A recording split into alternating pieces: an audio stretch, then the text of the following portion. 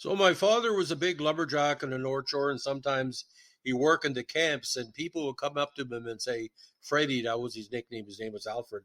"What's a good movie to see?" And Dad said, "Well, you can go see that new Eastwood movie." And the guy would say, "Well, is it a Dirty Harry movie?" And Dad would say, "No, it's not Dirty Harry, but it's the same plot in every movie." He said he's trying to rescue somebody or beating up the mob or beating up criminals or a serial killer. And there was a Clint Eastwood fan in his camp or his co-workers and really got mad at Dad. And Dad said these movies in the last number of years, he's always in the center of the movie. He's always fighting against something. It doesn't change. Now, The Gauntlet is not a Dirty Harry movie, but according to the poster, it it should have been. If you've seen the poster, which is in this podcast, over the top like you wouldn't believe. Of course, his paramour, Sondra Locke, was a co-star. Nepotism for sure. Did really well in the box office. I think final totals on a budget of 5.5 million, it made almost 36 million US, so almost 10 times its box office. Now, it came out in 77, directed, of course, by Eastwood, with Sondra Locke as the co-star. The film's supporting cast includes Pat Hingle, William Prince, Billy McKinney, and Mara Corday.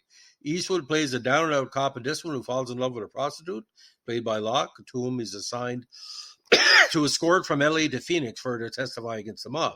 Now, Shockley, who's an alcoholic cop from Phoenix, sounds like a good country song, is given a task to escort witness Augustina Gus Malley from Vegas. His superior, Commissioner Edgar A. Blakelock, says she's a nothing witness for a nothing trial. Malley protests that they are both set up to be killed in a hit, which a jaded Shockley doubts. Malley reveals herself to be a belligerent prostitute with mob ties and his possession of incriminating information concerning a high figure in society, the MacGuffin. Her suspicions are confirmed when the transport vehicle is bombed and Malley's house is fired upon. Shockley and Malley are then pursued across the open country with no official assistance and with the police force regarding them as fugitives. They eventually kidnap a local constable, whom they then let go, as Malley knows there will be another hit. The constable is eventually killed at the hands of several men armed with machine guns. They eventually run into a gang of bikers, whom Shockley threatens with his revolver, then confiscates one of their motorcycles and takes off on it with Malley.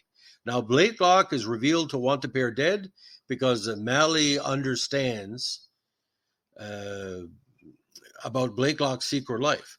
Assistant District Attorney John Federspiel is involved with the plot to kill Shockley and Malley. They're also the prime suspects in the murder of the constable.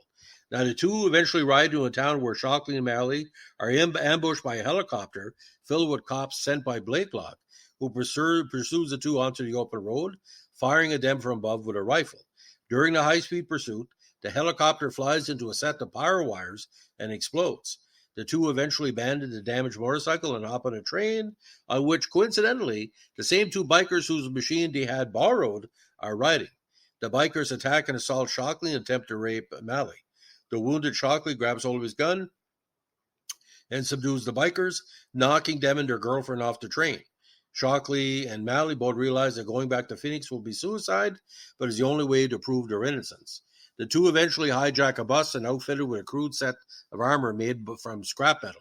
They're about to enter Phoenix when Maynard Josephson, an old friend of Shockley's, warns the two of a gauntlet of armed police, that's the title, that Blakelock has set up to welcome them.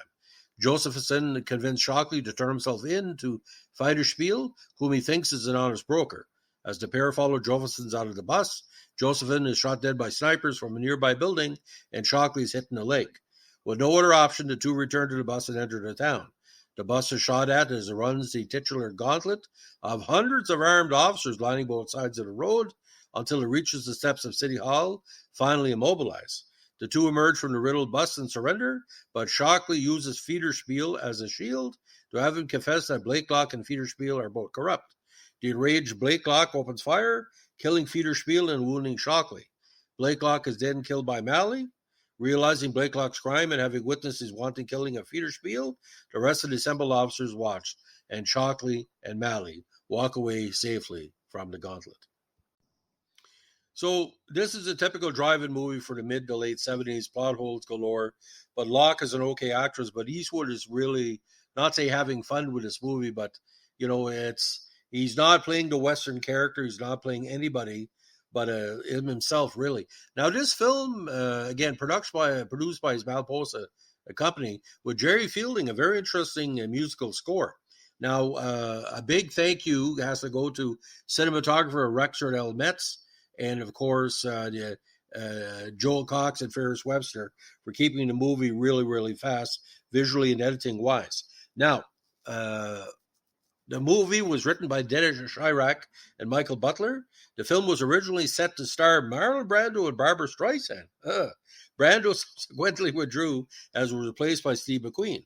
However, differences between McQueen and Streisand have ultimately led to a joint departure in favor of Eastwood and Locke. Some pre-production discussion occurred regarding transforming the Ben Shockley role in a down-and-out, Dirty Harry portrayal. The Gauntlet was filmed in Phoenix, Arizona, and Las Vegas, as well as nearby deserts in both states.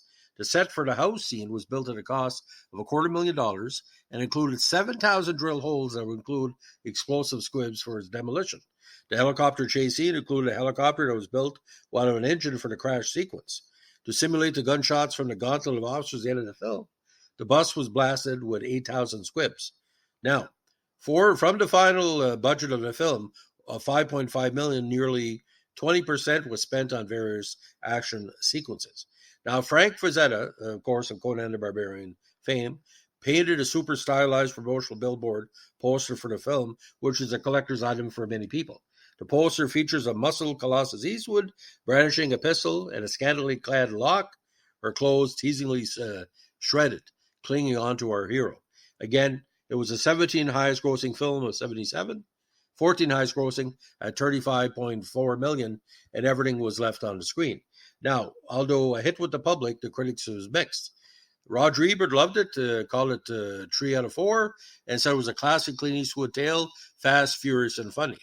Vincent Canby, New York Times, unfortunately called the movie without a single thought in its head, but his action sequences are so ferociously staged that it's impossible not to pay attention most of the time. The LA Times liked it until it overreaches in the final minutes. Clint Eastwood's The Gauntlet succeeds in making the fantastic credible. Now, Gary Arnold of the Washington Post wrote, "If The Gauntlet improves on Eastwood's customary box office success, I hope it will be ascribed to the glimmers of old-fashioned romantic devotion and expression support for middle-class stability and respectability that have been allowed to mitigate the usually nihilistic mayhem." Now, Judah Chris of the New York Post, of course, called it a mindless compendium. And David Henson said it best, "You don't believe a minute of it, but at the end of the quest, it's hard not to chuckle and cheer." Now, the film has a score of 74% on Rotten Tomatoes based on 28 reviews. And again, mostly 2.5 to 3 stars. Now, the film score was released on soundtrack by Warner Brothers in 1978, if you can find it, because it does feature soloists Art Pepper and John Fidus. Now, the AllMusic review by Donald A. Jarasco states, all in all, The Gauntlet is a strong, consistently engaging album that's well worth a listen for any soundtrack buff whose taste lean towards a crime jazz sound. Now, Art Pepper played the alto, John Fadis played the trumpet, and the orchestra, not determined, conducted by Jerry Fielding. So, Eastwood loved a lot of typical jazz or that type of bluesy in his music. And it's interesting to see the budding relationship between Locke and Eastwood, as we say. But The Gauntlet, again, some people went in thinking it was a Dirty Harry movie, and boy, was they surprised.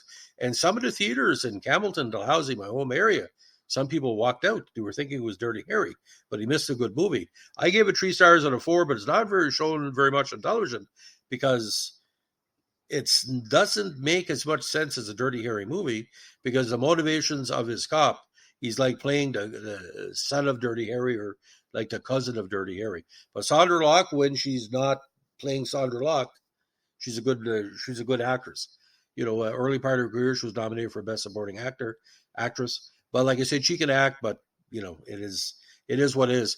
Because the problem that they both had later on in the relationship, I don't want to get into it, but you can see there was some manipulation going on in both their relationships. So, ladies and gentlemen, it's our latest Clint Eastwood podcast. If you like what we're doing, give us a like, comment, subscribe, or share. And don't forget, you keep on listening, we'll keep on doing it. Have a good one.